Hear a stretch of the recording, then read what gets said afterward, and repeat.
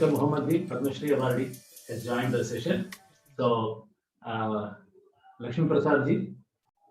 Good evening, everyone. Welcome to Anveshi Talks.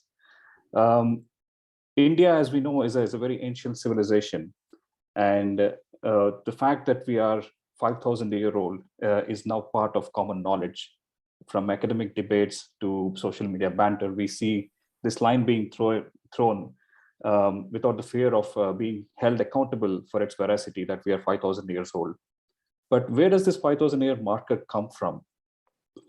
If you are a traditionalist in the 19th century, then probably you would not be very happy with this myopic view of Indian history, because our Vedas and our literature talks about much longer timelines.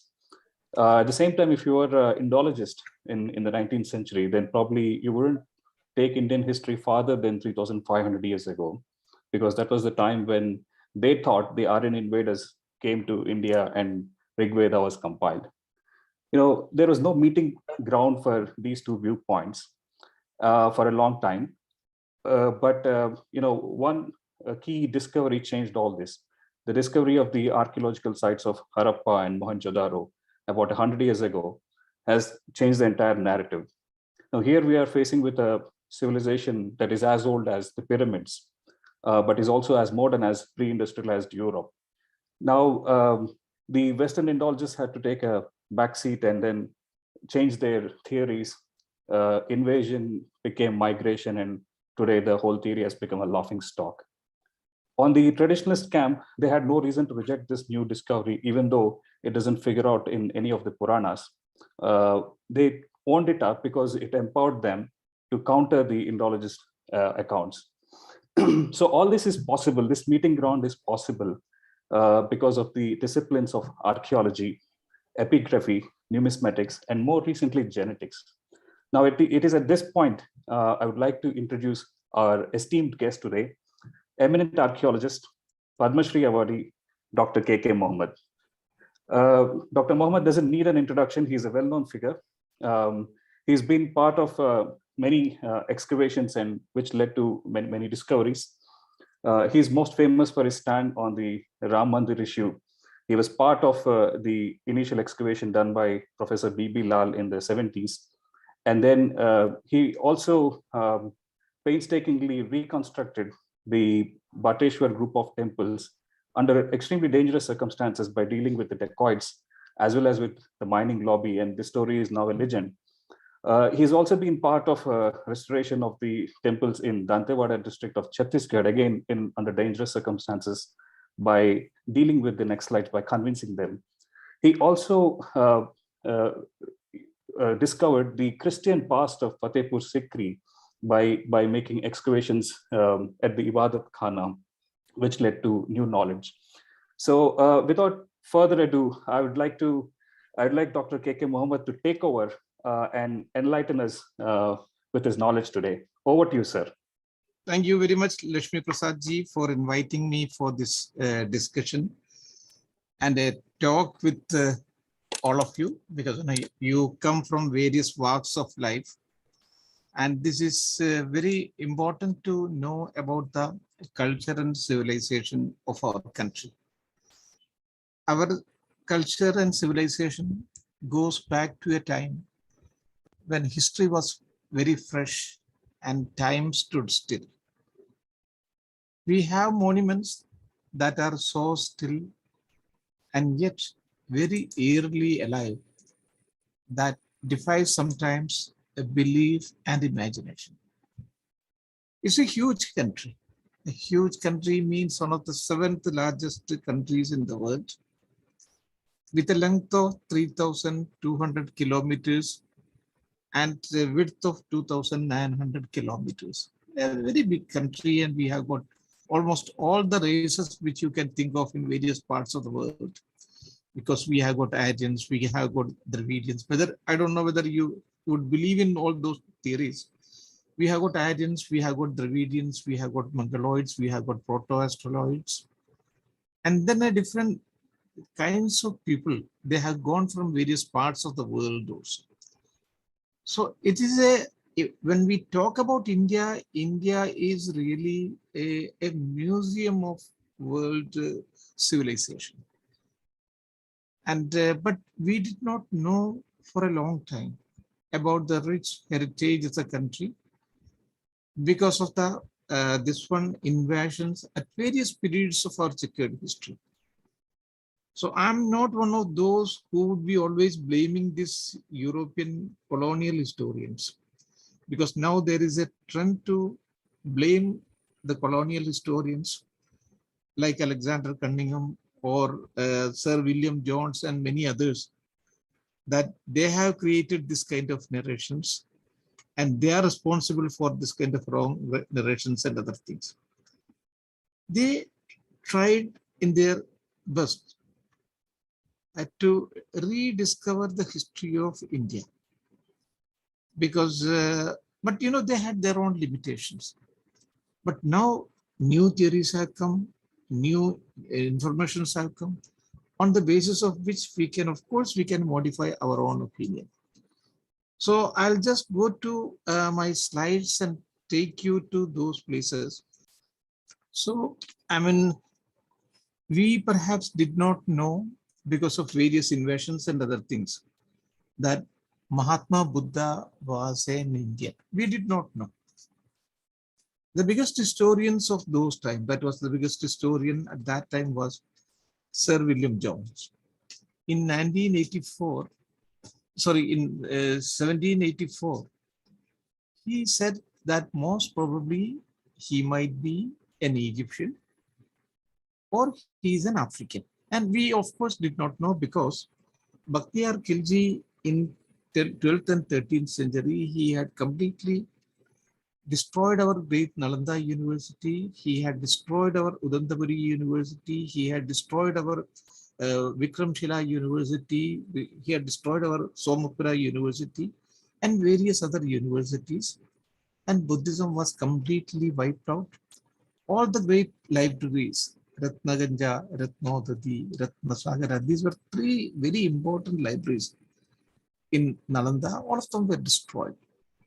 So we did not know about Buddha, that he was an Indian, but at the same time, Buddhism was not a living religion in India, but it was a living religion in Tibet. It was a living religion in Nepal. It was a living religion in Burma and in various parts of the China and many other places. So that way we did not know. We did not know about Ashoka also, that he was an Indian. About Buddha, we thought that because he's a Egyptian, because he's from whatever sculptures have been excavated in different parts of the world, especially in Burma, in Sri Lanka, and many other places, he had that curly hair was there. So that was one of the this one auspicious symbols, 84 March in us. But people mistook that, I mean, he was an Egyptian, he was or an African. Then when did we come to know? No, he was an Indian. It took almost it was only in 1841-42, we came to know that he was an Indian. That is number one. Similarly, about Ashoka also, we did not know that he was an Indian. We mostly, the historians of the period at that time thought that he is from Sri Lanka, because in Sri Lanka there was a king known as Priyadarshini. Devanam Priyadarshini. There was a king, but not in India. Then how did we come to know? Similarly, we thought that our history goes back only up to 5th or 6th century BC, at most 6th century BC. Before that, we had, of course, some kind of culture. But what was it? Whether it was a Vedic civilization or it was some other civilization, we were hazy. We did not know very clearly what it was. But then it was the work of various people. Various colonial people, I would say. I'm not one of those who will criticize them. There could be some missionaries, 1 or 2 missionaries with the people with the missionary spirit also. But at the same time, with the course of 1 or 2 people, labeling the whole people who had done tremendous work for discovering India that would not have come to us. I mean, we would not have been able to rediscover us if these people had not done very meticulous work. And the whole credit goes to them. And the most important person for in that one was Sir William Jones. Of course, some of his theories are faulty, but he was working on the basis of the information he had gained till that time. And now, of course, we have got more data are there on the basis of which we can modify our own opinion, but there should not be, we should not label them as colonialists or missionaries. That was this person. He had set up this one Royal Asiatic Society, and then people started discovering and discussing also about the great Indian heritage. So that was one starting point. And the second starting point, as far as this one was James Princip. It was James Princip who had deciphered Brahmi script. Brahmi script was noticed. We did not know what was the date also. That was noticed at various places. And the first one was that there was a pillar. Now we know that it is a Ashokan pillar, but at that time we did not know that it was an Ashokan pillar. In the Ashokan pillar of Delhi, Delhi means in the Firozshah Kotla, but that was not from Delhi, it was of course from Punjab. It was brought by Firozshah to Delhi, and on which there were certain inscriptions were there, but people did not know how to read it. And similar, this one pillars were in Allahabad also. Similar pillars were there in Bihar also. There were also inscriptions on those things, but nobody knew what was the inscription, what it is written. And then the credit goes to this man, that is James Princip, for deciphering what was written on that one. So that was the second one. And then the third most important person is Alexander Cunningham. Alexander Cunningham was working under this one, James Princip. It was he who had discovered Nalanda. And before that, we did not know what was the Nalanda University. The translation of Huangsang was not there because the translation of Huangsang came in 1857. We did not know anything about Nalanda University. The place of Nalanda at that time, it was known as Gadgaon. That is a very huge, village. We did not know anything about Nalanda University. And then he got two inscriptions from there in which it was written about Nalanda. So he came to know this was Nalanda University. So he did a very, very important work. And who discovered that way this one, our great Harappa and Mohenjo? Of course, the place was noticed in 1826. The place of Harappa was noticed, but people thought that it might be 300 or 400 years back, that Harappa. Alexander Cunningham also went to that place. He also saw the thing. And he tried to date it, but he could not. But somehow he felt, he had got one seal he had discovered. So he did not know about the relevance and importance of that seal also. But when a seal of similar type was discovered, 500 kilometers away from that place by Marshall, that is roughly after 75 years, then they realized the importance of the seal. And then they started comparing it, and then they started publishing about it. And then when we got a similar seal from Kish and the Mesopotamian sites, and that too at a date of 2300 BC, for the first time the history of India was pushed back from 600 BC to 2600, 2400, 2300 BC. So that credit goes to John Marshall. It was he who had discovered.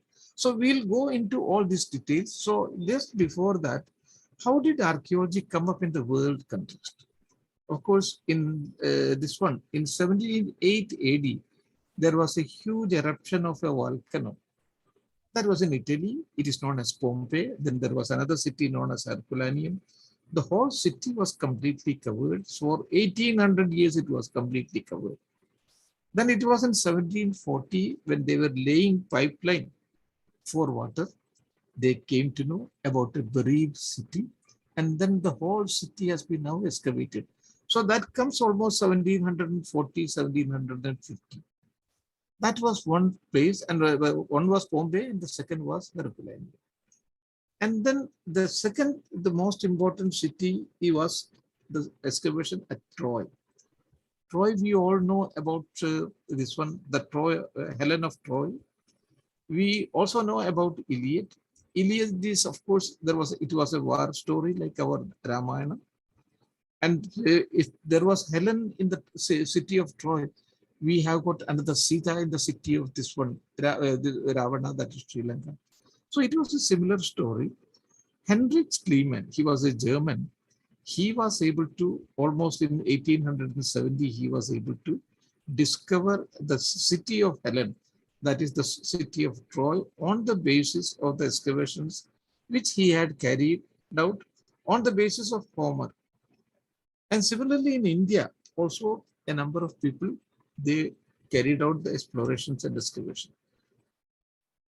So this is, I mean, when the city of Pompeii was completely buried. It was buried almost for 20, the feet of volcanoes. And then they excavated, they had a tremendous interest in all these things. And a huge city came out of that one in Pompeii. These are all passing references, because, then there were many human bodies were there. Many wooden structures were there. They were all the organic things. So huge voids were there. Then the excavators of those time, they used them as model, molds, and they poured this one, materials into that one. And then they came to know how people were killed. So these are all, molds out of which, it was, there were voids there. When they put this one, oil and other things, material into it, fibers and other things, this kind of a picture emerged out. This is a huge street was there. It was also completely buried. Then gateways were there. The bazaar was there. And this is the city of Troy. The city of Troy was also completely buried, and then meticulous excavation continuously for many years. That has exposed. Biblical archaeology was another site, because at the same site, biblical archaeology was going on in Kish, it was going on in Ur, it was going on in Uruk, and in many other cities. Here comes our great important man, that is this one, Sir William Jones. He came with a comparative philology. He said that there is some kind of connection between Greek, between Latin, between Sanskrit, between Celtic languages. He said that there is some kind of connection between all these languages. Why? Because some of the most essential words in all the languages, all these languages are the same thing, including Persian. He included Persian also in that one. Because you look at father, English word father. What is the Sanskrit word for it? Pita. What is this one Latin word for it? Peter. What is the Greek words? Pater. And so he found that there is some kind of similarity. And the German words, that is pater again. Mother. We have got, of course, we call it mother, or take it brother. We call it in Sanskrit, it is brother. But in this one, in Latin, it is brother, or in Greek, it is brater. So he said that there is some kind of affinity or some kind of common source for all these things, which he considered as the Aryan languages. It was not to impose their superiority.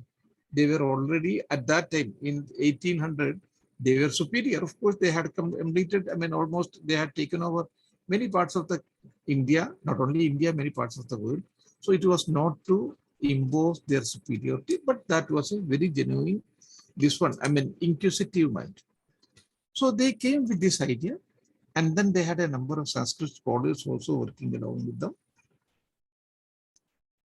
And this is Charles Masson. Charles Masson was in the army for a long time. He was working in this one, Agra also. And then he thought that he has killed a number of persons, and now he should do some very kind of constructive work. So he went for an exploration. So during that exploration, he came to a place known as Harappa. So there he saw huge mounds and mounds.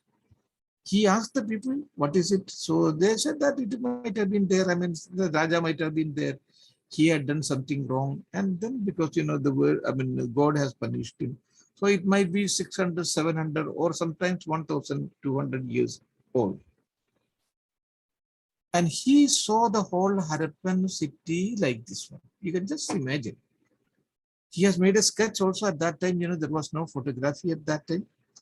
So he made a sketch of it. You can see the huge mountains going like this, like this, like this, like this. And this is down below is his party. He could not understand anything. So that was in 1826. In 1852, Alexander Cunningham went to the site. He wanted to understand the whole thing. He tried at various places, but he could not get any clue about the place. What was it? What kind of location was it? And what was the significance of this? He could not get any clue. He went there again in 1853. He could not get any more clues. Then he went in 1872 to the same place. So in 1853, 1854, 1855, a major change had come in India because it was for the first time English people, Europeans, when they came here, they had introduced trains in India. So one was from Thane to Bombay. That was in 1853. That was the first one. And then from Karachi to this one, and from Lahore, also Lahore Multan line also. So when you are making railway lines, you have to have a railway track also. So they wanted to have the ballast for that one. The contractors were looking for ballast. So somebody said, that, I mean, here there is a huge town, old ancient town is there, where you have got enough bricks. So all these bricks of this one, that is the great Harappa, that was taken over by the contractor. And he made this one railway track of 100 kilometers. And the whole city was that way, it was lost. And this man, that is Alexander Cunningham, he was highly disillusioned. Highly disillusioned. What to do? Because the whole thing has gone. But then he went into the site, into the tracks, so he could get one seal. Today we know that it is a unicorn seal.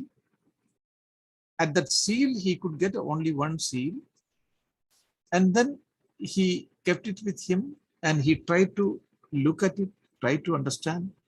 By this time, he had already known Brahmi, because I mean, along with James Princip, he had also worked. So he knew the Brahmi, which was a closed language for all Indian, but he had picked up it and he was using it at various places. But when he looked at this one, it is not Brahmi. So he said it might be some kind of foreign language. So at that time, this was only that he could understand, this could be some kind of foreign language. This might have been, the city might have been erected by some of the foreigners. That is what he could. That was his understanding. We should not blame them for all these things. And then, this is of course Alexander Cunningham. And this is the train, the first train that was introduced. And this train leveled up everything.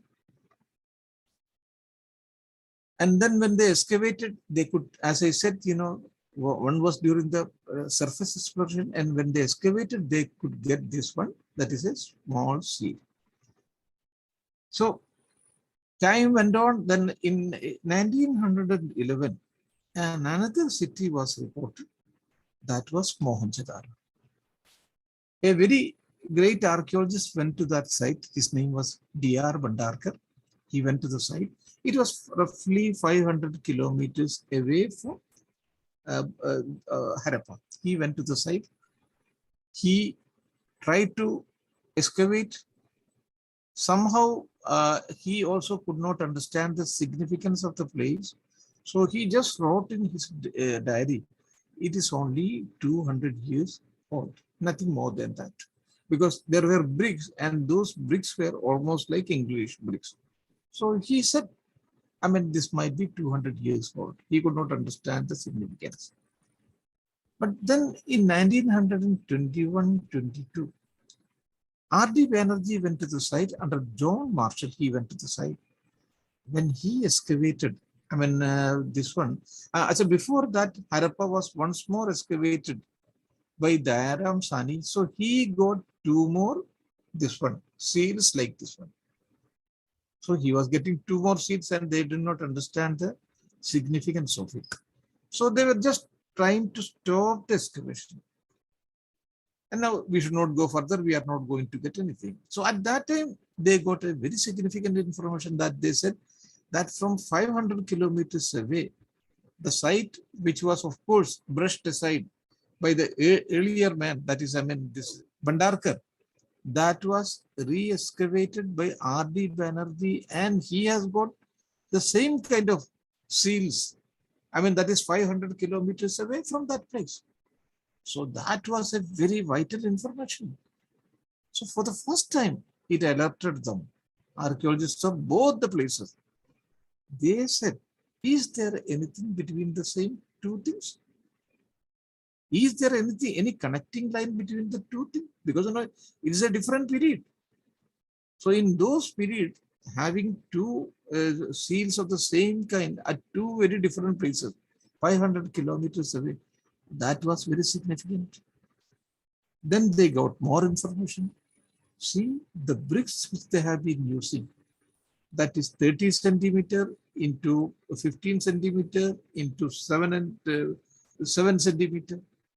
So in Harappa also it is the same, this on denomination, and the measurement is the same thing here also. So they were more sure, there is some kind of connectivity. And then the roads, in ancient times having roads, so there is a road and similar roads this way, and then there are similar roads, the same kind of roads here also. Then the weights, for the weights and measures, they have got the same thing. So all these things, now they started that we'll have to excavate it further. We are going to get some important things, but they did not know what was the importance of it. When they excavated Mohenjo-Daro, so from the surface level, they got a seal which goes back to, which went back to 2nd century AD. So they know the surface level is 2nd century AD, and what is below what we are going to get, that nobody knew at that time. So at that time, John Marshall, there was a journal which was read in those periods by almost all the people who were working in various archaeological fields. Biblical archaeology, it was being, many people were working on biblical archaeology, and some people were working on other things also. Apart from biblical archaeology, some people were working at other places also. So they were all interconnected by a journal known as Illustrated London. So in this Illustrated London, in 1924, John Marshall, he published the seals which he had recovered from various places. And then he wrote that this one, luck does not, we do not come across legs often, but sometimes, it plays a very important role, and many people are not as lucky as Sleeman. Sleeman was the man who had excavated Troy. So, but now he says, now I think I am on the verge of some very important discovery. That is what he writes, which became very prophetic at that time. So in 1924, he published this article, and also the photograph of this seals which he had recovered from there. Remember that we knew that our history goes back only up to 6th century BC. And beyond that, there was, of course, a history, but what kind of history we did not know. The things were very hazy. And it is from that point he is going to push back now. So immediately, so when he published it, immediately they got a reply from H. Sayes. H. Sayes was an Assyriologist. He was from Oxford University. He was an Assyriologist. He immediately wrote back that it looks almost like the seals which we have recovered from Kish. Kish is a Mesopotamian site.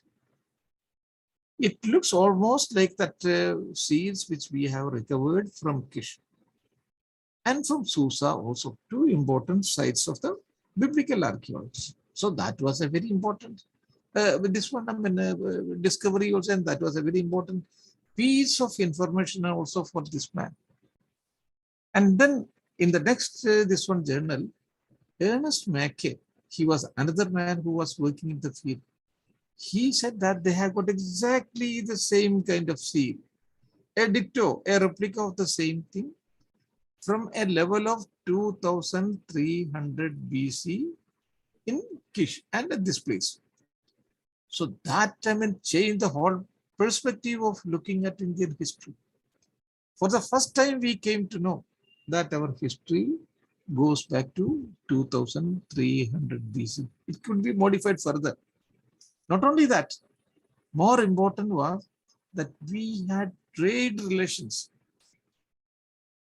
This one ships used to fly from here and their ships used to come from there.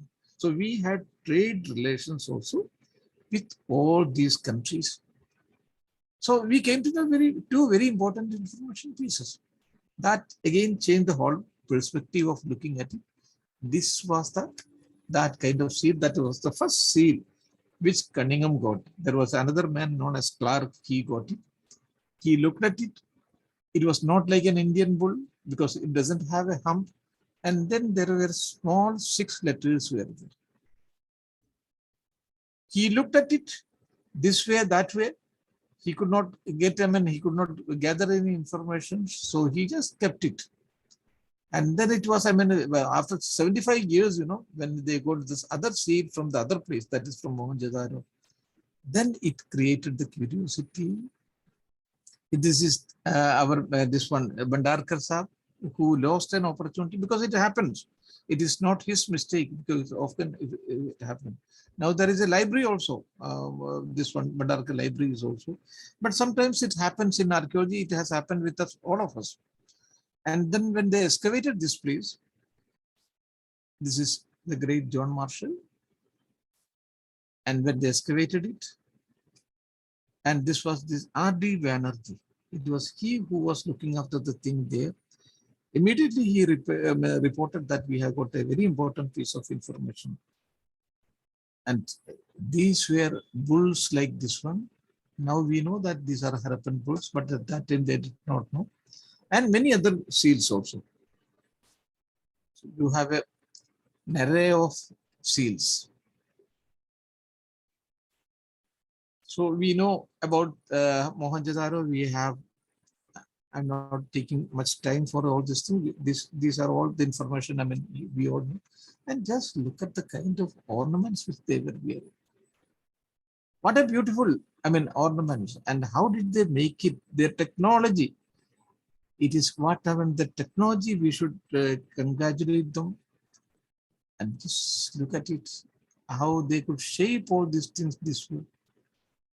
In those with preliminary, with very, very primitive tools, how could they manage all these things? Most probably he might have been the king or some kind of religious leader. And they had the drains also. They had, they had bathrooms, and the attached bathrooms were there, and then drains were there. It was a very sophisticated community by the standard of 2300 or 2500 BC. And of course, the great, this one, a proto Shiva, because he has got that trident is there. He is in a yogic posture also. it could be, one could argue this way or that way, that is immaterial for us. And the great dancing lady, just look at it. When Marshall got it, he refused to believe that it is 2500 BC. Because in Europe also, you were not having this kind of beautiful women at that time.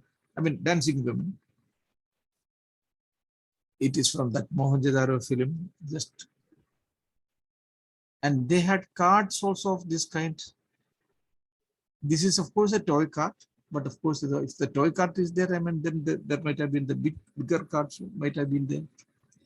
And this is Professor, of course, we all know Professor, this one, S.R. Rao, the great historian who had discovered and excavated Lothal.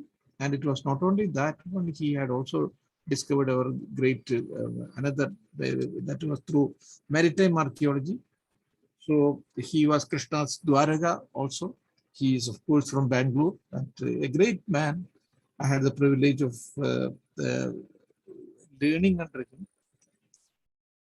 And the great Lothal city, because, we speak about the ships coming and going, and in this one international trade also. And this is the earliest, this one, I mean, dockyard. It's an imaginary reconstruction of it. Of course, in a museum, we can keep all these things. And this is Professor, another great historian, Dr. R.S. Bish. I mean, he was our Joint Director General of Archaeological Survey of India. It was he who had excavated the great Dholavira city. And the biggest inscription has also been recovered from there, from Dholavira. And this has got the biggest storage lake also. It's a huge storage for drinking water facilities. And this was the inscription he had discovered from there. And this is from Rakhigarhi. Rakhigarhi, I mean, now genetic information. That is again changing our, what we had earlier understood.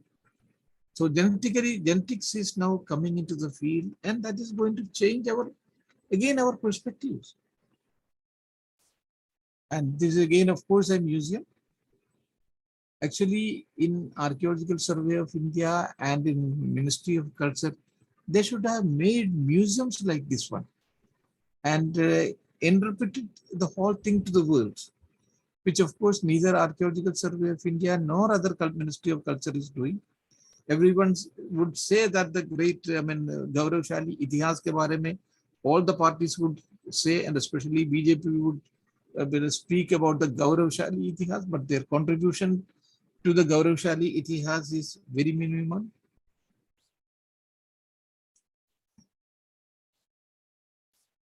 This was a huge civilization because there was no other civilization which was as big as this one in 3rd century BC.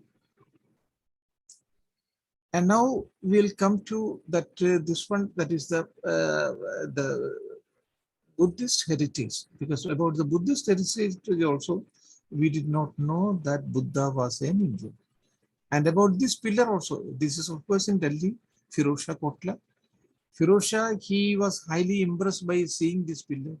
So what he did is he transported them from Punjab. Originally it is in Punjab. From Punjab he brought it there, but there was a huge inscription was there.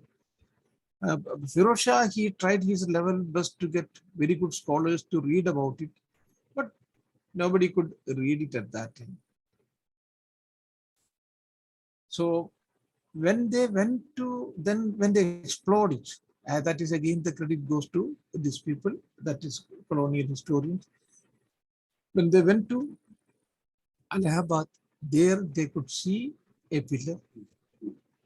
Then when they went to this one, that is Bihar, there were 2-3 pillars were there. Loria Nandangad were there, Loria Arraj was there. Then there was another pillar there in Vaishali, it was there. And when they went to so many other places also, they got the same kind of pillar also and the same kind of inscription also.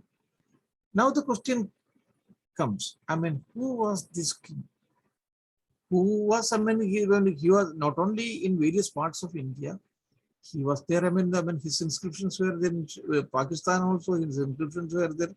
in Mansara, that is Mansara is in Afghanistan also, Kandahar also. And who was such a great emperor who was ruling?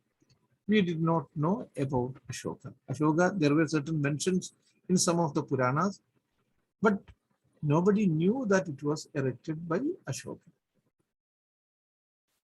So this is from this one, Allahabad. This is Loria Nandangarh, that is in Bihar. This is Loria Ariraj.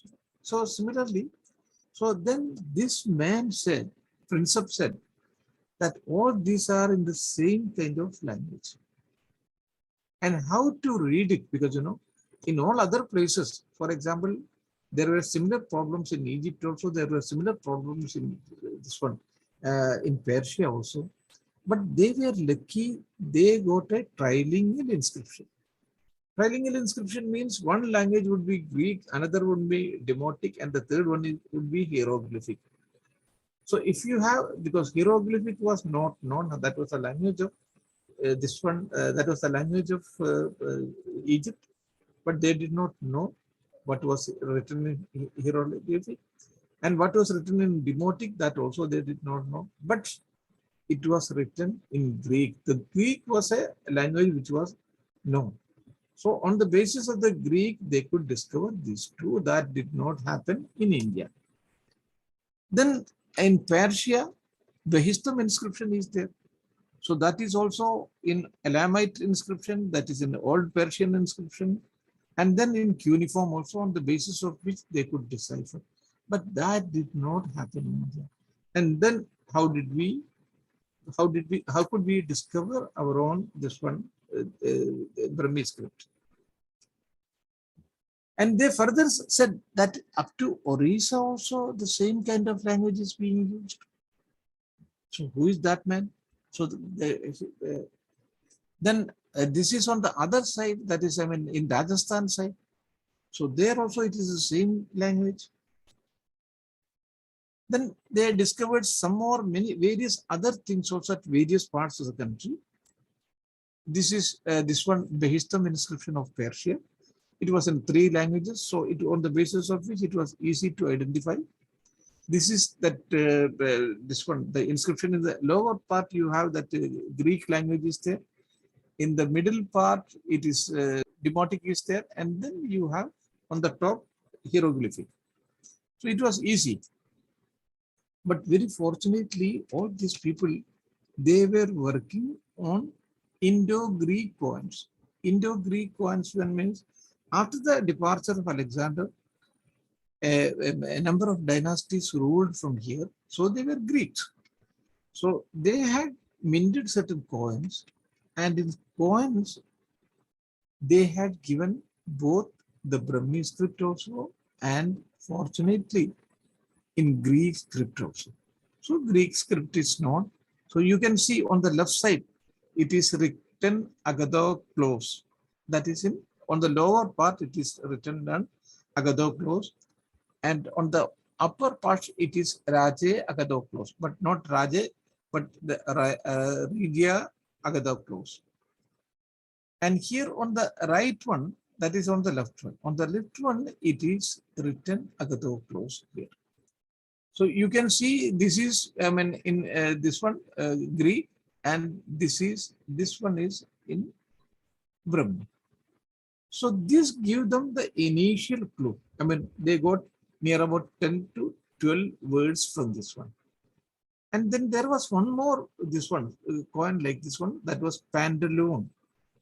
So from Pantaloon also they got 6-7 words they got it. So that was in a way sufficient, but it was not fully sufficient. Here again you can see that is Agadoklos. This is in on the lower portion, this is in Greek, and on the higher portion, it is in Brahmi. And then James Princip, he got 21 inscriptions from Sanchi.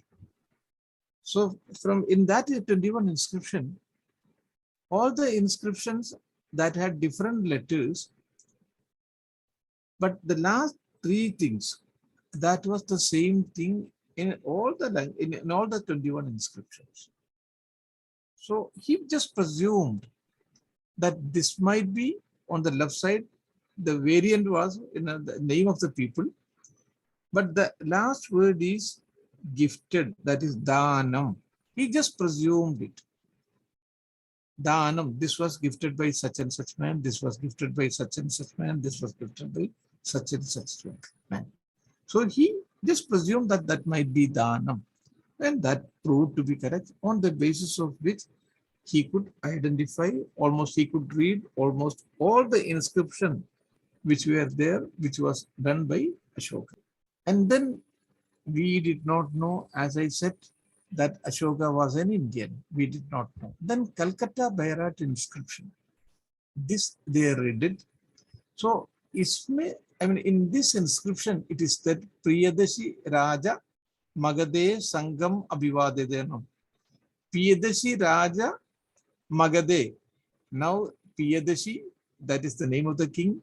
Raja Magade, that the king of Magadha, Sangam Abhivadenam, and that he is saluting the Sangha. Sangha means, of course, he again presumed that might be the Buddhist Sangha, Buddham Sharanam, Sangam Sharanam. Priyadashi, that might be the name of the king. Raja Magade, the king of Magadha, and Sangam Abhivadenam, he is saluting the Sangha. And then the next sentence was Bhagavade Buddhena. So that means this is connected with Buddha also. But we do not know that Buddha was an Indian. Bhagavade Buddhena. So this was an important turning point in 1841-42. So now we know that this is about Buddhism. So this was the way they used to inscribe it. Then we have got from near Bangalore, there is a Maski inscription is there. That Maski inscription was very important. In the Maski inscription, for the first time, we came to know about Raja Ashoka. Till that time, it was only Priyadashi. Devanam Priya Priyadashi. So people were saying that this Priya Priyadashi is the Sri Lankan king. He is not an Indian king. But for the first time, we from this one also, and there was another inscription that is from this one near Jhansi, Gujarat inscription. From these two inscriptions, we came to know that this Raja Priyadashi Ashoka. It was, this Mask inscription was discovered in 1915 by a gold miner. So this is Buddha, of course. And this is, as I said, this is, there were many inscriptions like this one, but these inscriptions were into this one. Sometimes Karotri inscription was also there. Sometimes Aramaic inscriptions were also there. This is from Sarnath. When Sarnath was excavated in 1835, it was excavated by a great man, that is Alexander Cunningham, but he did not know it was associated with Buddha. But now we know the Buddhism, the whole Buddhism started from there. But he did not know in 1835, he did not know that it was, associated with Buddha. The stupa also, because there was no connection with Buddha and India at that time. But in 1842, when it was again excavated, not by him, but Alexander Kitu, then they got certain verses, which was written in Buddhist, this one monument, and also some Buddhist sculptures also from inside this stupa. And then they came to know some more inscriptions also, and which speaks about Buddha and Buddhism also. And the king, Pala king, had come to this place to pay worship to Lord Buddha. And then he again exhorts people to accept Buddhism. That inscription was also recovered from here, on the basis of which it was now proved, no, this is something associated with Lord Buddha, and Buddha could be an Indian. In 1902, when they were excavating, the whole Ashokan pillar was, excavated like this. And this was how, at that time, it was looking, that Sarnath stupa was looking. This is Chaukandi stupa, another important stupa. It was looking at that time here, but during my period, my posting there, I had excavated it also. And then Bodh Gaya was under a Shivite group. It was not with Buddhism because Buddhists had ran away from here. So this was, I mean, of course, I mean, from there also, they got a number of inscriptions saying that it is associated with Lord Buddha. That is about, we are talking about this one, Bodh Gaya Stupa. It was under the mutt of the Shivite mutt. They saw it like this one. And from there, a number of inscriptions, not only this one in Devanagari, but also they got a number of inscriptions in Burmese language also, because Burmese people, they have been keeping the memory of this one, and they had carried out a number of excavations also, and also a number of conservations also. So Gopala inscription was there. This inscription, which speaks about Buddhism and Buddhist, this one worship was also discovered from there. And by that time, in 1838, Fahian was translated into this one into French, but not in English. In English, some pages came to this one to some of the important people. And Fahian's at that till that time we did not know that Fahian was written about. Fahian had written about India. But when some of the pages came in English to India, then researchers started doing research. And they had a feeling that what the places which he is speaking, it is about India. And then there was a different names of the places were given. So one place was Kannauj. Kannauj was the capital at that time. And then he had said that if you go from Kannauj, 7 yojanas, you would be reaching at a very important place which is associated with Buddha. And there is a Buddhist stupa also, and an Ashokan pillar also there. So for the first time, Alexander Cunningham, he walked towards the north-south direction because he had given the direction also. So when he reached there, he said that you have to go to Sankisa. Sankisa, you have this one Ashokan pillar also and a stupa also. That is this much of kilometers away from here. So that was given in Fahian, on the basis of which he walked. And when he reached at a place known as Sangasa, he got a Ashokan pillar. And there was an elephant also on that pillar because he speaks about that elephant also. And there was a stupa also.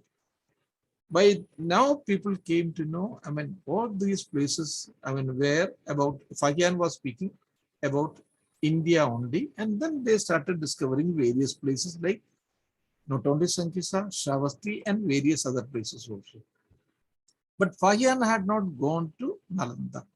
So there was no mention about Nalanda, but there was a mention about Nalo, where there was a small city was there, and a educational center also, and a stupa also. So we did not know about Nalanda at that time. Some people went to Badgaon because in 1811, this place was Francis, Hamilton. He went to Nalanda. He saw the whole Nalanda city, but this name was Badgaon, not Nalanda. He saw the whole city. He was highly impressed, and he asked somebody. So they said this was the palace of a great king, and he believed in that one. I took now 50 years again for discovering. No, this was not palace of a king. This was the great Nalanda University. That took almost 50 years. It was when the same Alexander Cunningham, he went to the place. By that time, in 1853, Huangsang was also translated into French, but in 1857, it was translated into English also. But in 1857, the great riot was there. That was the first mutiny was there. First Indian freedom struggle was there. So he could not do much work. But in 1861, when he went to the site, he went to a village known as Kapadia village. There he got 2 inscriptions on which the name Nalanda was written. So it was on the basis of that he could discover the whole Nalanda University. So when he traveled from Kannauj to Sankisa, he got this, I mean, Fahian had spoken about it, he could get this one. And then there was a small stupa also. And then Deepa Mahavamsha and Deepa Vamsha are these two very important books. So in Deepa Vamsha, it was spoken because it had clearly written that Ashoka came after 218 years of the death of Lord Buddha, and he was the son of Bindusara and grandson of Chandragupta Maurya. He ruled from Ujjain. So he was ruling from Ujjain means at that time he was a prince. So this was given in Deepavamsha, and then this information was compared with Maski in this one and Bairat inscriptions, and also with Gujarat inscription. So now it was very clear. No, this is about the great. I mean, Ashoka was an Indian and Buddha was also an Indian. Devanam Piya Sa Ashoka. Stanislas Union, it was translated into French first. And in the Nalanda University, students were, every day there used to be 100 classes used to be there. It was a huge university with 10,000 students and 1,500 teachers. And the Deva is not sufficient for asking and answering profound questions. Those who came to the portals of this center of learning, they went impressed by this one. These are all. They went back impressed by its magnificent architecture. This was such a huge university. And there it had three very important libraries: Dharmaganja, Ratnaganja, Ratnodadi, Ratnasagara. And information, because it was a great center of learning, not only learning, but it was a great center of this one information dissemination or technological transfer also, because all whatever was their information that was immediately translated into Chinese, into Mongolian, into Tibet, into Nepalese, into Turkish languages and Japanese languages, Korean languages, and people took away from all this information from India. When Huangsang went back, he took near about 751 books from here. When Yi Jing, also the quality, it's saying when he went away, he took 400 books from here. Similarly, there were more than 200 Chinese students at various periods of time. All of them took away books. The books were copied from here. This was a manuscript center, copying center. And the king of Balaputra Deva, he was a Sumatra king. He was the king of Sumatra from Shailendra dynasty. He had donated 5 villages only for this one, for the Translation Bureau of Nalanda University, which was taken to other universities, that is Chinese universities, Chinese centers. And from there, they translated into various other, especially Chinese languages. So this was a technology transfer center also, and it was a information transfer center also. Most of the books in Sanskrit was syllabus, and this might have looked like this one, because on one side you can see this one, the temples are there on the one side, and on the other side the monasteries are there. So when the early this one people came, they saw the huge university, conical mounts they saw. But they did not know, explorers when they came, they saw the conical mounts, but they did not know what was inside that one. But now we know, below the conical mounts, there were temples were there. And then they speak, that is Hamilton, Buchanan Hamilton speaks. He speaks, there were square, this one, mounts also. What was below the square mount? Below the square mounts were the great monasteries. Huge monasteries were there. Only 70% of the whole university has been excavated. The rest is even now lying below. The Archaeology came, and he came along with 200 people, but he completely destroyed the entire university and the huge library that was the greatest loss for the country.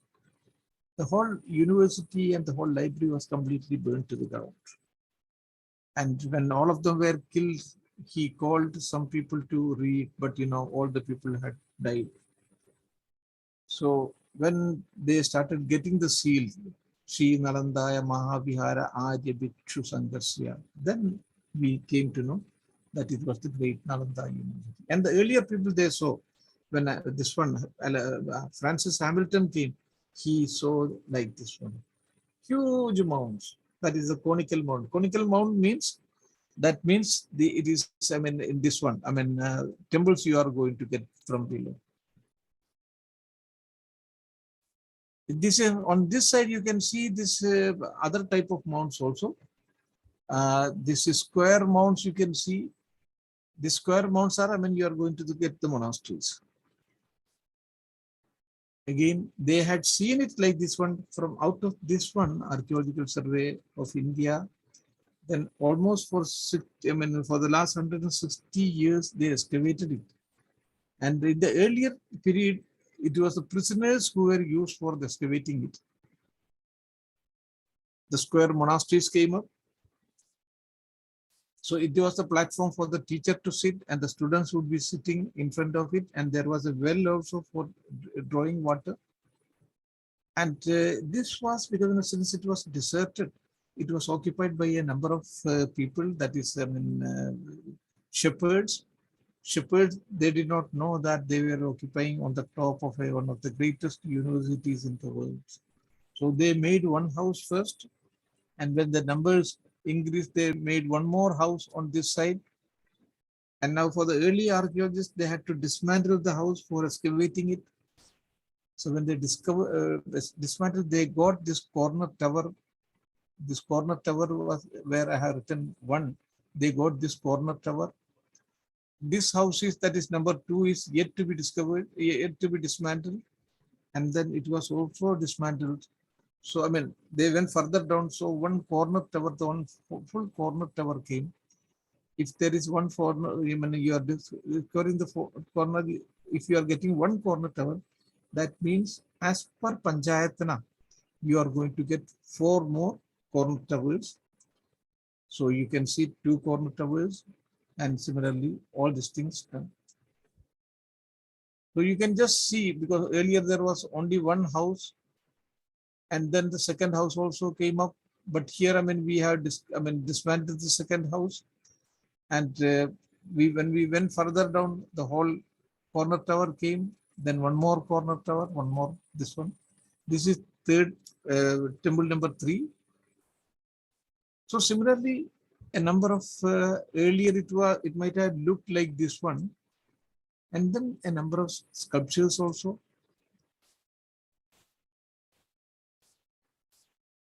During my posting there, I carried out a number of conservation works. Now it almost of all of them are very neat and tidy now. And the great library might have been here.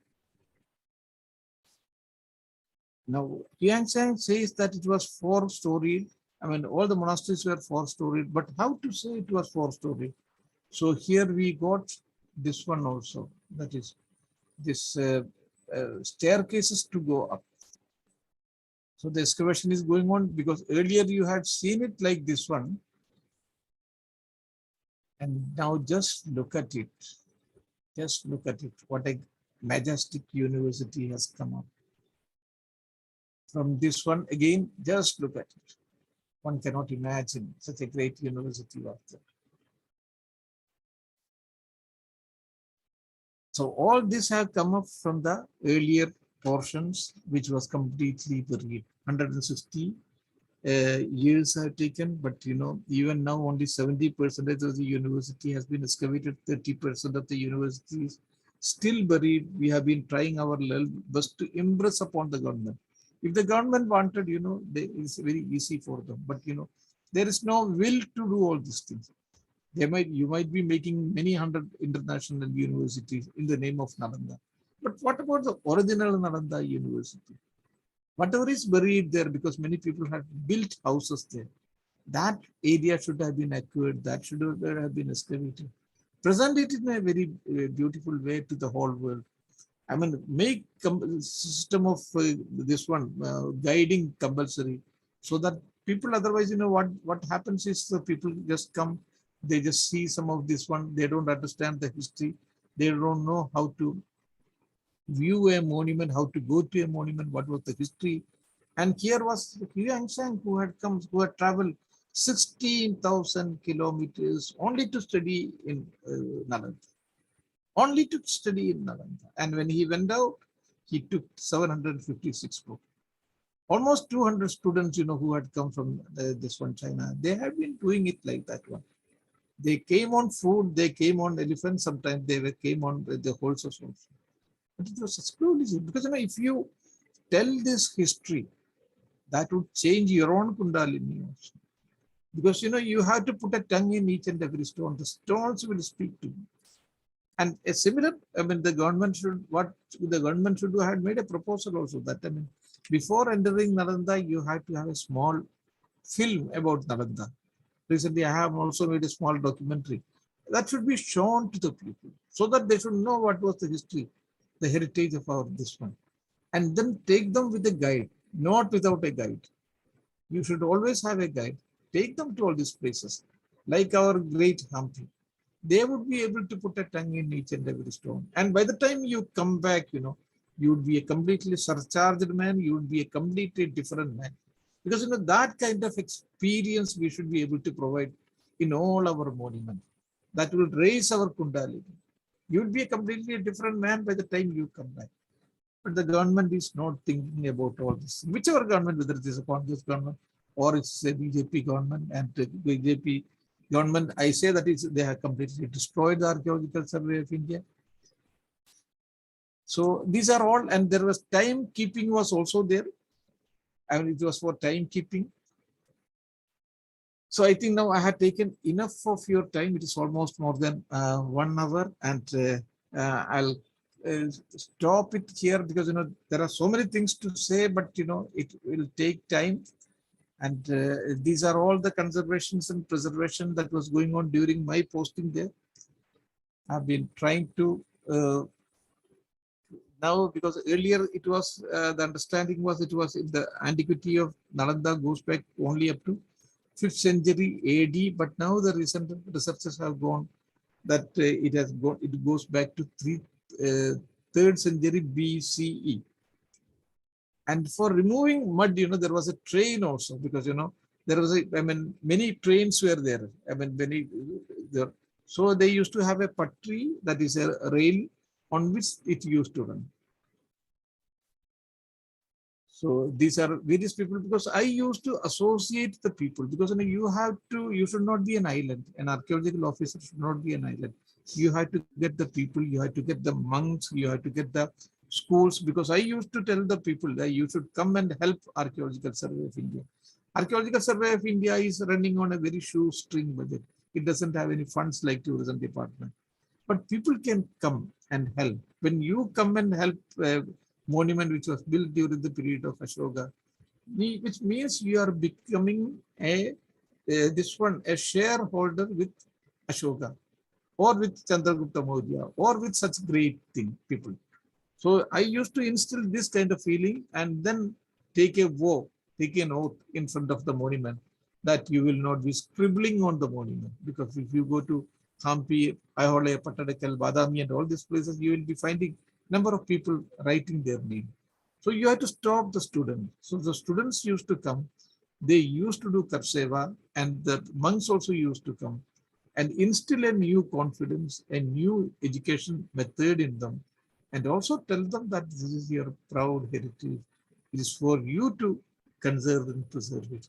This way, we would be able to change the mindset of the people also. So thank you all. Thank you very much for giving a very patient hearing. And if you have any other questions, I'm most willing to answer all these questions. Thank you very much. Prasadji. Thank you, sir. Thank you. That's a fascinating talk and a lot to process in such a short time. There are lots of questions, obviously. With your permission, probably we can take a few of them. But what comes to my mind is Buddha, who is today seen as 100% Indian, everyone accepts that, was forgotten some 200 years ago. And when Colin McKenzie visited my hometown of Amravati, he saw that the stupa was being dismantled to build the king's palace. And that's when he discovered the mound, and the famous Amaravati Stupa came to the surface. It's fascinating how archaeology can reverse the deterioration of some of these sites and actually reconstruct them and bring history back to life. So with that, we have a few questions here. I'll ask Raghottamji to present them to you, sir. The first question that we have received from the participants is from Dr. K.J. Gopalakrishnan from Bangalore. His question is, you said Buddha was thought to be an Egyptian, but we had him in various Puranas and temple sculptures. So why was this ignored? Of course, I mean, Buddha is mentioned in various Puranas, and he is one of the avatars also. Malsya Kurma Varahasya Narasinghi Vamana Tide Ramo Ramasya Buddha Kalki Tide Tate. So that is our understanding. So of course, Buddha was of course part and parcel of our Indian heritage or Hindu heritage also, you can say. It should not be ignored, but you know, I mean, this one, I mean, these are now we are trying to understand sometimes, you know, from the point of view of Hinduism, sometimes from the point of view of Buddhism, and sometimes from the point of view of Jainism and Sikhism also. These are all Indian religion. It is, I mean, branches of the same kind of thought. But sometimes, you know, they will be having a different kind of understanding, because Buddha was one who stood against the pernicious caste system. Earlier in our Rig Veda also, and it was not a very, this one, I mean, caste system started from the Rig Veda, Brahmasyo Mukhamasit Bahu Rajanya Krite Urutad Asye Yadvaisye Padayom Shudra Chayade. But that was not a very, this one, very stringent at that time. But later on it became Shudra Machara Samyukta Durada Parivarti. The retreat Shudra should be kept away. Then it became a very big problem. So it was for the first time Buddha was one person, and along with Mahavir Jain also, who rebelled against this caste system. So that was a very significant achievement. And this was the university also, because, you know, this unleashed the pent-up energy of the marginalized people. So I call them the marginalized people, the downtrodden people. That was the message. So it is, of course, the same thing, because we believe in Sarve Bhavantu Suginam, Sarve Sandhu Niramya. That is the main Indian thought. But sometimes, you know, some kind of aberration comes up, and which is, of course, being rectified. That is Yada Yada Hi Dharmasya Glanir Bhavati Bharate. And another question from Mahen Patle. Is there any remote sensing technology which can trace out the structure below the ground? Of course, even in Ayodhya also, it was the remote sensing technology which was instrumental in identifying various structures before excavation. GPR survey, ground penetrating survey, is there, because that was done at Ayodhya by a Canadian company. So they said that below the mosque there are many structures are there. Earlier, the communist historians had said, you know, the mosque has been built on a very virgin land. Below that there was nothing, no temple, no mosque, nothing like that one. And then when this Canadian, I mean, this one GPR survey said, no, there are structures below that one. Then they did not want to do the excavation, because, you know, they could not do so many things. But, and when the excavation was carried out, that is a different history itself. Things connected with associated symbols came up. Another question from Mahen Patle only. He is asking, it is said that Nalanda University was established during Buddhist period. May it be possible that it was more ancient than Buddhist period? No, it is that was an important place of places. He used to sit there. There might have been a small Pathshala there at that time, but we don't have any historical records of being a university before 3rd century BC. Before 3rd century BC means that is the period of Ashoka. There might have been a Pathshala might have been there, but not a huge structure. That is possible because the surrounding places was also excavated. So there also we have got certain historical things which goes back to 13th century BCE. But at this particular place, surrounding we have. Not about this city, we cannot say that it was, I mean, before 3rd century BC, we just cannot push it back. I mean, as a great institution, there might have been Pathshalas and other thing might have been there. That is possible. Dr. Gopalakrishna, his question, another question is that did I miss you mentioning, sir, Mortimer Wheeler? Mortimer Wheeler, of course, I mean, a great, of course, archaeologist, but he did not work there at this site. Nalanda site or wherever we are just discussing, of course, he worked in Harappa, Mohenjo, and all those places, but not at this site. Yes, of course, I admit my mistake, I should have mentioned because, his contributions are very great, but somehow it did not come in this one, but his contribution is immense and great. Great man who did a lot of work for the Indian archaeology. And there are many other people also. I mean, I have missed out so many names, but there are a number of people, especially in our Karnataka and other parts also. Colonel Mackenzie is there, he has done immense work.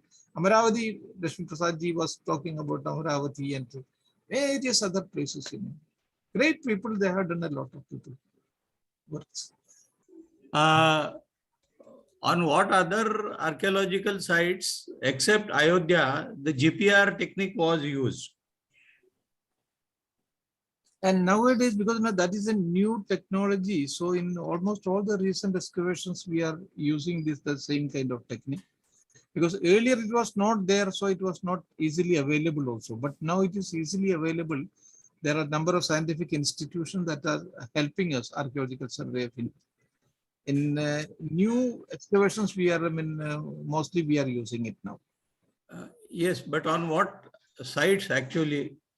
I can't exactly say which site because I am also now retired from the Archaeological Survey of India from the last 10 to 12 years. I am also retired, so we don't do any excavations also that way.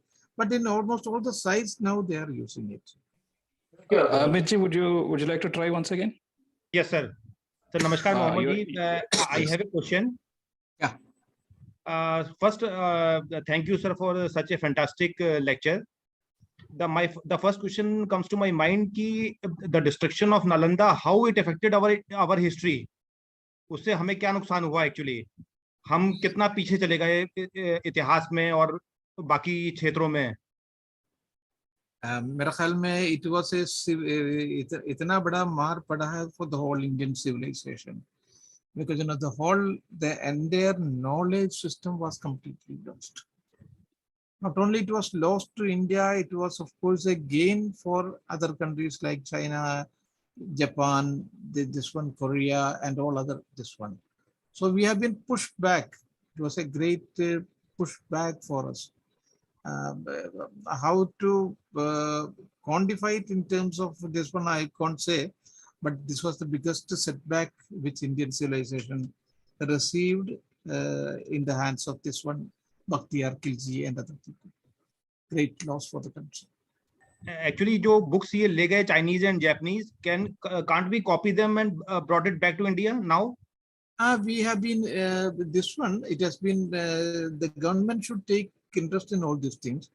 And things are now, I think, on this one, cultural relations department is taking up all those things also. And it is going on in certain places, but at certain places it is not happening.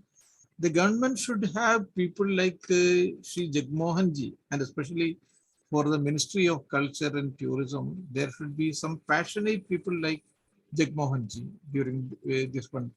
इनके वाजपेयी जी के period में उस तरह की जब तक minister आपको नहीं होंगे तब तक कोई इम्प्रूवमेंट नहीं होगा, कोई इम्प्रूवमेंट होगा। बाकी गौरवशाली इतिहास के बारे में बात करेंगे, लेकिन ग्राउंड रियलिटी क्या है हम लोग भी जानते हैं। Right sir. मेरा दूसरा क्वेश्चन है इंडस वैली स्क्रिप्ट के बारे में कि वो अभी तक क्यों डिसाइफर नहीं हो पाई है? What are हमको the जब reasons तक basically?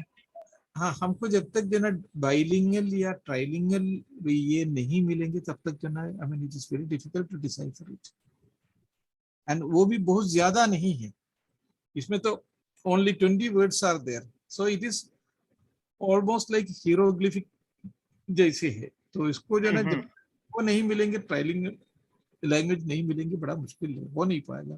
People are trying with the help of computers and other things, लेकिन it is not being resolved. Sir, but I like to share कि I have written a history book. अच्छा, Swift horses, sharp swords. It's about medieval. तो एक chapter इसमें मेरा नालंदा पे भी है इसमें, कि how he destructed the Nalanda University and how he then invaded Bengal. अच्छा, So I would like to present this book to you. So how can I go? कैसे कर सकता हूँ मैं मेल एड्रेस दे दूंगा आपको, क्योंकि now you have my email also, mail address दे दूंगा, तो ठीक है, पोस्टल एड्रेस दे दूंगा। Okay okay. Amit ji, please also post the Amit ji, please also post the link on that in the chat so that our viewers can look at it and buy. Sure, thank you, right away. Thank you so much, sir. Thank you so much. Thanks a lot. In the interest of time, probably we'll take one more question. We have one question from Suresh. Yeah. He says, sir, are we extending the survey or research process at serious level at Mathura and Kashi Vishwanath, like we did at Ayodhya, to establish the facts by ASI? Mathura and Ayodhya, because that is Mathura and Vishwanath, that is very plain. It's not, nothing is hidden there. It is, I mean, you just go and see this one temples, it is very clear. And there are many historical references also about it, that it has been completely destroyed. So there is, you don't need any kind of historical new information or excavations there in these places. These are very clear. But the thing is, if there is a 1991 Religious Act is there. So according to that Religious Act is, the cutoff here for this one would be whether it is a temple or it is a mosque or it is a church. That is 1947, that is 15th of August. Except Ayodhya, because the case was going on Ayodhya. So on the basis of which, an exception was given to Ayodhya. But we cannot make any more claims. But ideally, it should have been, of course, these three places should have been, because I had given many statements also in this regard. I mean, it should have been given, these three important places should have been given to Hindus for the construction of the temple. That should have been there, but that did not happen. Now it is a constitutional question. They should resolve it. So just one more question, and we'll end with that. Vijay Teja Reddy asks, there is a notion that ASI isn't doing well enough and has regular trouble with funds. In what way ordinary people could contribute to archaeological and heritage sites? Yes, he is very right. Especially since the last 7 years, it is in a very bad shape. We all thought, because once the BJP comes, it would be it would be improving its position, but it's not like that. And it's I had made it this thing in many of these RSS meetings also, but they don't want to improve the situation. Now it is in a very, and especially about structural conservation. There are two things. One is, making toilets and other things. So they would be making huge toilets. That is going on. That they have got a different agenda. But when it comes to structural conservation, for example, Hampi, Aihole, Pattadakal, Badami, we have got all these great temples are there, There the structural conservation should have taken place. So there things are now in a very bad shape since the last 7 years. When I say 7 last years, means it is the BJP period. But it was during Vajpayee Saab's period, it was not like that. So that is what happening now. I mean, ordinary people can stay now because, for example, I had there is a place known in Chambal Valley that is known as Bateshwar, where I had conserved near about 80 temples. 80 temples mean it was in a huge earthquake. The entire temple town had fallen down. Usme se pura ke and that was infested with Chambal dacoits also. निर्भय सिंह गुज्जर करके एक बहुत बड़ा dacoit था, उनसे मिलके हम लोगों ने किया है. लेकिन पिछले 7 सालों में वो कांग्रेस पीरियड में हुआ, लेकिन पिछले 7 सालों में एक मंदिर तक तैयार नहीं हुआ. फिर one day I received a phone call from Bangalore, and that was from a great lady. Madam is a great author. Madam is a great businesswoman. Madam is a great philanthropist also. That was from Sudha Narayan Murthy ji. तो उन्होंने कहा Mohammad I would like to see along with you the Bateshwar temple. तो हम लोग गए वहाँ, पूरा दिखाया. Madam has contributed for crores of rupees also for the rest of the temples. लेकिन 7 पैसा देने के बाद भी 7 महीने तक कोई काम नहीं हुआ. Then we had to make complaints again and again. फिर अभी काम शुरू कर दिया है. That is the problem, you know. Somebody is giving money and you are not utilizing it. तो देने के रास्ता यही है कि जो ना, I mean, great companies can come. They would be getting this one also, tax benefits also. They can come, they can participate, but it takes a lot of time in the government projects. जब हम लोग थे, when I was there, I mean, मैं तो इतना time नहीं मिलता था, सारी चीजें बहुत आराम से क्लियर करते थे. Much depends upon the officers also, but now the system of the government has also become very stringent, unnecessarily stringent, because of which things are not taking place. उनसे कहे तो कोई सुनता ही नहीं. There is one last question from Okay. man from Andhra Pradesh by name Ashwathama. His question is, it is the private players who contribute much in biblical archaeology to be able to participate in as a private player in Indian archaeology. How we can get in? What kind of infrastructure do we need? कैसे मैं I couldn't get the question. Sir, the question posed by Ashwathama is this: like in biblical archaeology, in biblical exploration, it's not the government that is funding, but many private players are funding the excavation activities. So can that happen in Indian archaeology also? If it can happen, how private people, private citizens can contribute for archaeological explorations? That's his question. Of course, I mean, now there is a government has got a National Cultural Fund is there. It is known as NCF, National Cultural Fund. So if you have any set of this thing that I would like that this site should be excavated by Archaeological Survey of India, and you can ask what is the cost of it, and you can deposit that amount, and they would take up the archaeological excavation work. So that system is there, and if you want to conserve any monument, that also you can do it. So Infosys has come that way. But again, the problem is, it is taking a lot of time. So who would wait for all these things? I have to move this one fast, which is not happening in the government, in the Ministry of Culture. And sir, the last request from my end is to, are there any, are there any insights that you would like to give for the youngsters who are willing to pursue archaeology, both as a passion as well as a career? What are the insights, couple of insights that you can provide? I would say that they should come to archaeology not for a job. If it is for a job, they have got many avenues now.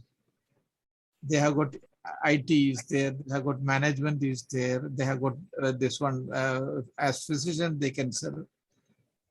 So don't do archaeology for your own, for a job. But if you have the passion, if you want to serve, if you want to not lead a very cozy life, because while doing the excavation, you'll have to live in tents, and that too sometimes in a remote part of India, in various parts.